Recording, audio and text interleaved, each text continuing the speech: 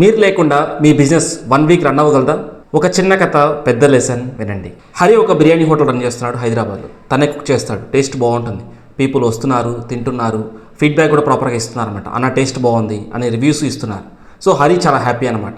కొన్ని నెలల్లోనే హైదరాబాద్లో ఒక బ్రాంచ్ ఓపెన్ చేద్దామని హరి డెసిషన్ తీసుకున్నాడు అనమాట. సో హోటల్ స్టార్ట్ చేశారు. కొత్తగా చెఫ్ని రిక్రూట్ చేసుకున్నారు. తను కూడా బిర్యానీ బాగా చేస్తాడనమాట.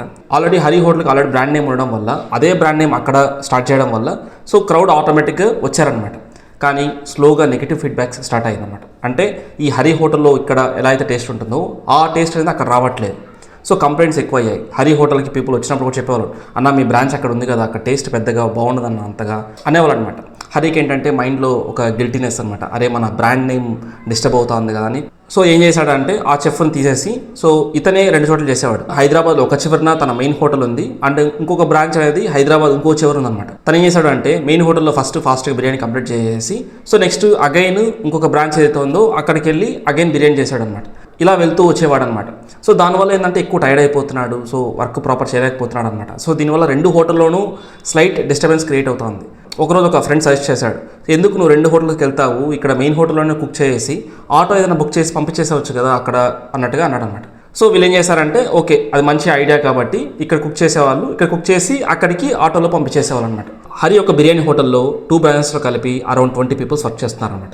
హరికి ఒకరోజు సడన్గా వేరే ఊరు వెళ్ళే వర్క్ వచ్చిందనమాట. సో హరి ఏమనుకున్నాడంటే సో ఇది ఒకరోజు వరకే కదా, మనం ఏం చేస్తామంటే సో వేరే వాళ్ళని బిర్యానీ చేయమన్నామంటే టేస్ట్ పోతుంది, దానికంటే బెటర్ షాప్ క్లోజ్ చేయడం బెటర్ కదా, ఒకరోజు ఏం కాదులే అన్నట్టుగా హరి అనుకున్నాడు. సరే షాప్ని క్లోజ్ చేశారు. సో ఊరు వెళ్ళాడు. ఊరు వెళ్ళిన తర్వాత 1 డే అయిపోతుంది అనుకున్న వర్క్ 2 డేస్ అయింది, 3 డేస్ అయింది, 5 డేస్ అయింది, 1 వీక్ అయింది. 1 వీక్ తర్వాత అగైన్ బ్యాక్ వచ్చాడనమాట. సో ఈ 1 వీక్ కూడా కంప్లీట్ హోటల్స్ 2 కూడా క్లోజ్లో ఉంది. ఎందుకంటే బిర్యానీ చేసానికి హరి లేడు ఇక్కడ. సో దానివల్ల 0 సేల్స్. కానీ 20 ఎంప్లాయీస్కి శాలరీ ఇవ్వాలి కదా, తప్పదు కదా.